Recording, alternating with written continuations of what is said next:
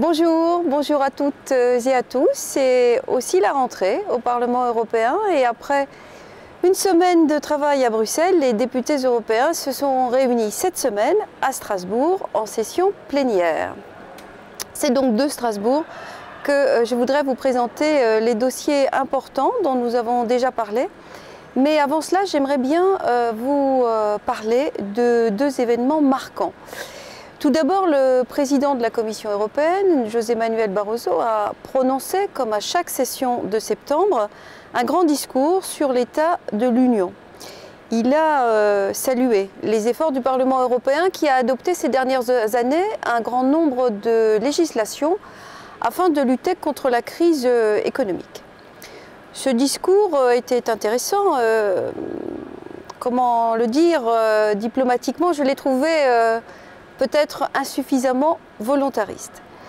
Nous devons évidemment relever avec la plus grande force le défi du chômage qui demeure notre priorité numéro 1. C'est pourquoi l'Union européenne adopte des mesures qui encouragent l'innovation, la compétitivité de nos entreprises et garantissent un développement durable du continent européen. Mais ne baissons pas la garde, mais il faut être absolument pugnace sur ces sujets. Cette session de septembre a également été l'occasion de lancer officiellement la campagne pour les élections européennes. Du 22 au 25 mai 2014, vous serez appelés à élire vos députés européens. Mais les nouvelles règles prévoient désormais que le président de la Commission appartiendra à la même famille politique que celle arrivée en tête au sein du Parlement. Autrement dit, dès 2014, les élections au Parlement européen auront une influence directe, immédiate, sur le choix du président de la Commission. Ce n'est pas accessoire. Il en va de la lisibilité politique de l'Europe et donc d'une meilleure compréhension de son fonctionnement par les citoyens. Il nous reste 9 mois pour convaincre que le Parlement européen travaille quotidiennement pour améliorer la vie des citoyens et que l'issue de ces élections a un impact déterminant dans leur quotidien. L'Europe est indispensable, même s'il faut la faire progresser et évoluer. Après ces quelques mots, je voudrais vous présenter plusieurs dossiers importants de cette session. Nous avons adopté plusieurs textes visant à prévenir de nouvelles crises économiques et également visant à responsabiliser les marchés financiers. Nous avons amélioré la protection des consommateurs dans le domaine des prêts hypothécaires. Vous savez, ces fameux prêts qui ont été à l'origine de la crise aux États-Unis en 2007. Le Parlement européen a également amélioré la régulation sur les abus de marché en simplifiant l'application de la législation et en s'assurant qu'elle régule tous les marchés et tous les produits financiers. Malgré ces améliorations, il nous faut évidemment rester vigilants, plus que vigilants.